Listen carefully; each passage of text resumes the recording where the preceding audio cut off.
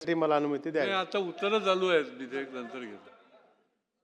चला अध्यक्ष महोदय, 293 वर चर्चा करत असताना ह्या सभागृहातील बहुतांश सदस्यांनी परिवहन विभाग आणि ईव्ही पॉलिसी विषयी अनेक प्रश्न उपस्थित केले होते. आमचे सहकारी प्रवीण स्वामी यांनी उमरगा विधानसभा मतदारसंघातील त्यांच्या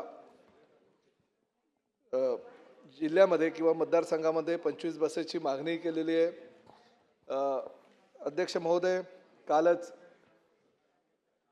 राज्यामध्ये 3000 राजमाता जिजाऊ बसेसचं लोकार्पण माननीय मुख्यमंत्री श्री देवेंद्रजी फडणवीस आणि उपमुख्यमंत्री श्री एकनाथजी शिंदे आणि सुनेत्राताई पवार यांच्या उपस्थितीमध्ये लोकार्पण झालं आणि या सभागृहातील सर्व सन्माननीय सदस्यांच्या मतदारसंघामध्ये किंवा ज्या ज्या ठिकाणी एसटी डेपो आणि एसटी स्टँड आहे त्या ठिकाणी पुढील 3 ते 4 महिन्यामध्ये किमान 5 ते 15 बसेसचं वितरण आम्ही करतोय. परंतु अध्यक्ष महोदय, एसटी महामंडळाच्या माध्यमातून आता येणाऱ्या 3000 बसेस आणि पुढल्या 4 ते 5 महिन्यानंतर येणाऱ्या 5000 बसेस ह्या शेवटच्या डिझेलच्या बसेस असतील. अध्यक्ष महोदय, ह्या 8000 बसेस आणि त्याचबरोबर 100 मिडी बसेस ज्या राज्यातील कानाकोपऱ्यामध्ये सर्वसामान्य जनतेसाठी उपलब्ध होणाऱ्या अशा त्या बसेस आहेत. आणि अनेक सदस्यांनी मागणी सुद्धा केली होती की खेड्यापाड्यामध्ये आणि आदिवासी पाड्यांमध्ये आमच्या ह्या मोठ्या बसेस ज्या आहेत 12 मीटर 13 मीटरच्या त्या पोहोचू शकत नाही, त्यामुळे छोट्या बसेस आपण घ्याव्यात. त्यानुसार 100 बसेस एसटी महामंडळानं घेतलेल्या आहेत अध्यक्ष महोदय. आणि त्या माध्यमातून एसटी तेथे एसटी म्हणजे शेड्यूल ट्राईब जो वर्ग आहे, आमचा आदिवासी वर्ग जो आहे, त्यासाठी आपणही फार मोठ्या प्रमाणात ठाणे जिल्ह्यामध्ये काम करताय अध्यक्ष महोदय. त्या शेवटच्या तळातील आपल्या आदिवासी बांधवांना भगिनींना सुद्धा ती एसटी मिळावी. त्या एसटी मधून उत्पन्न काही होणार नाही, उलट नुकसान आहे. कारण 28 सीटिंगचं ती एसटी राहणार आहे, छोट्या बसेस आहेत. परंतु माझ्या राज्यातल्या सर्वसामान्य गोरगरीब जनतेला सुद्धा त्या सेवेचा फायदा व्हायला हवा, ह्या दृष्टिकोनात एसटी महामंडळानं तो निर्णय घेतलेला आहे. काल आम्ही लोकार्पण केलेल्या ज्या 3000 बसेस आहेत अध्यक्ष महोदय, त्या 2x3च्या बसेस आहे. पूर्वीच्या ज्या 2x2च्या बसेस होत्या त्या 40 सीटर होत्या किंवा 44 सीटर होत्या. काल ज्या आम्ही बसेस लोकार्पण केलेल्या त्या 56 सीटर बसेस अध्यक्ष महोदय. आणि त्या माध्यमातून छोट्या छोट्या परिसरामध्ये म्हणजे साधारणतः 100 किलोमीटर परिसरामध्ये विद्यार्थी वाहतूक असू द्या किंवा अन्य काही छोट्या वाहतूक ज्या ठिकाणी गरजेची आहे त्या ठिकाणी त्या बसेसचा वापर केला जाईल. पुढील 4 महिन्यानंतर आम्ही 5000 बसेस अजून घेतो, त्याची निविदा प्रक्रिया सुद्धा झालेली आहे अध्यक्ष महोदय. त्यामुळे त्या बसेस 2x2च्या असतील, त्यामध्ये 40 सीटर आणि 44 सीटरच्या त्या बसेस असेल. राज्यातील ज्या ज्या लोकप्रतिनिधींना किंवा ज्या ज्या प्रवाशांना एसटी महामंडळाच्या माध्यमातून सुविधा हव्या त्या सगळ्या सुविधा देण्याचा आमचा प्रामाणिक प्रयत्न आहे. अनेक सदस्यांनी मागणी सुद्धा केली आहे की कर्नाटक राज्यामध्ये, गुजरात राज्यामध्ये ओल्वो सारख्या बसेस आहेत. होय अध्यक्ष महोदय, एसटी महामंडळ आता 200 ओल्वो सुद्धा बसेस घेत आहे.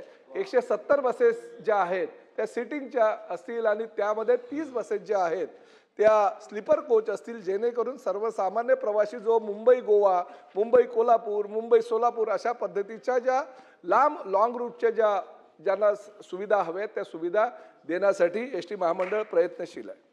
अध्यक्ष महोदय, 14350च्या आसपास बसेस आमच्याकडे आज उपलब्ध आहेत.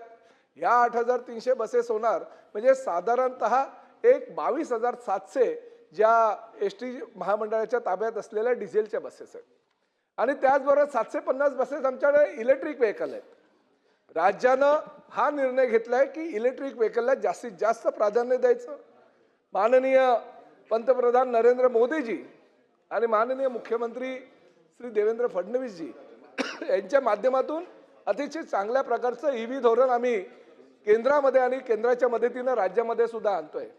आज या सभागृहामध्ये मी सांगू इच्छितो अध्यक्ष महोदय, आज आम्ही ह्या ज्या 8300 बसेस 2026 मध्ये घेतोय त्या शेवटच्या एसटी महामंडळामध्ये डिझेलच्या बसेस असतील अध्यक्ष महोदय.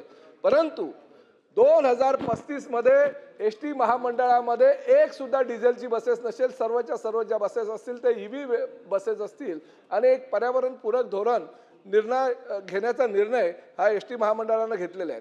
आपण म्हणाला आताच ह्या 8,300 बसेस तुम्ही घेतात त्या इलेक्ट्रिक कशा होतील, कारण 8 वर्षच त्याला झालेले असतील. परंतु अध्यक्ष महोदय, 8 वर्षापेक्षा एक दिवस सुद्धा जास्त ह्या डिझेल बसेस ह्या डिझेल राहणार नाही, त्याचं रूपांतर इलेक्ट्रिक बसेसमध्ये आम्ही करणार आहोत, जेणेकरून सर्वच्या सर्व ज्या बसेस आहेत त्या पूर्णतः इलेक्ट्रिकच्या होतील. आणि त्याचबरोबर पुढील वर्षापासून अध्यक्ष महोदय आम्ही प्रत्येक वर्षी 2,000 बसेस ज्या आहेत, आज जर 8,000 बसेस आम्ही डिझेलच्या घेतो त्याऐवजी 2,000 बसेस आम्ही घेऊ, परंतु त्या इलेक्ट्रिकच्या घेऊ, जेणेकरून भविष्यामध्ये पूर्णतः देशातलं हे पहिलं राज्य ठरेल की राज्याचं एस टी महामंडळामध्ये पूर्णतः इलेक्ट्रिक व्हेकल निर्माण होतील आणि इलेक्ट्रिक व्हेकल असतील, अशा प्रकारचं भूमिका ही एस टी महामंडळानं घेतलेली आहे. अध्यक्ष महोदय, आम्ही एक भूमिका घेतलेली आहे. कालच राज्याच्या मुख्यमंत्र्यांशी आम्ही चर्चा केली की ज्या ज्या ठिकाणी ही EV व्हेकलसाठी चार्जिंग स्टेशन नाही आहे, जास्तीत जास्त EV व्हेकल रस्त्यावर येण्यासाठी चार्जिंग स्टेशनची गरज आहे. कारण पेट्रोल पंप आपल्याकडे आहे, डिझेल पंप आहे, CNG पंप आहेत, परंतु इलेक्ट्रिक चार्जिंग स्टेशन फार अपुरे आहे.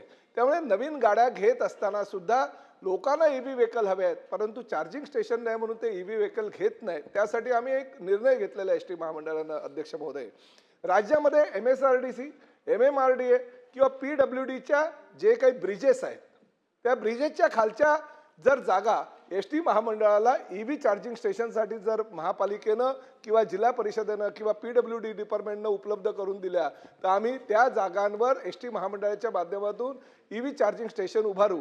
एस टी महामंडळाच्याच आमच्या बसेस तर त्या ठिकाणी चार्ज होतीलच, परंतु सर्वसामान्य जे लोक आहेत ज्यांना EV व्हेकल घ्यायचे आहेत त्यांना सुद्धा माफक दरामध्ये आम्ही ते EV चार्जिंगची सुविधा उपलब्ध करून देऊ, जेणेकरून एस टी महामंडळाचं उत्पन्न वाढेल. त्याचबरोबर दुसरी पॉलिसी आम्ही एक निर्णय घेतलेला आहे अध्यक्ष महोदय की ह्या EV व्हेकलसाठी किंवा EV चार्जिंग स्टेशनसाठी आम्हाला जे MSCBची जी विद्युत वाहिन्या लागतात त्यासाठी किमान जर पूर्ण राज्यामध्ये ते जाळं निर्माण करायचं असेल तर 200 kVचं आम्हाला वीज लागेल आणि ती वीज सुद्धा राज्याच्या ज्या ज्या ठिकाणी जमिनी ओसाड जमिनी आहेत त्या ठिकाणी आम्ही सोलरच्या माध्यमातून ती वीज निर्मिती करून त्या माध्यमातून आम्हाला EV व्हेकलसाठी ज्या चार्जिंग स्टेशनसाठी लागणारी जी वीज आहे ती निर्माण करू. अतिशय चांगल्या प्रकारची योजना पुढील 8 वर्षासाठी एस टी महामंडळाने केलेली आहे आणि EVच्या धोरणाविषयी किंवा पर्यावरणाचा ऱ्हास होणार नाही अशा पद्धतीनं किंवा सर्वसामान्य प्रवाशांना जास्तीत जास्त सुविधा मिळाव्या ह्या दृष्टिकोनातून एस टी महामंडळ फार पुढे जात आहे. अनेक योजना आम्ही अंमलात आणतोय आणि सर्वसामान्य जनतेला त्याचा फायदा होईल या दृष्टीने आम्ही विचार करतोय. या सभागृहातील सन्माननीय सदस्यांनी परिवहन विभागाकडून आणि प्रामुख्याने एस टी महामंडळाकडून त्यांना ज्या ज्या काही सुविधा हव्या आहेत त्या सुविधा देण्याचा प्रामाणिक प्रयत्न या मंडळाचा अध्यक्ष आणि परिवहन मंत्री मी निश्चितपणे भविष्यामध्ये सुद्धा करेल याची ग्वाही देतो आणि रजा घेतो. अध्यक्ष महोदय, धन्यवाद.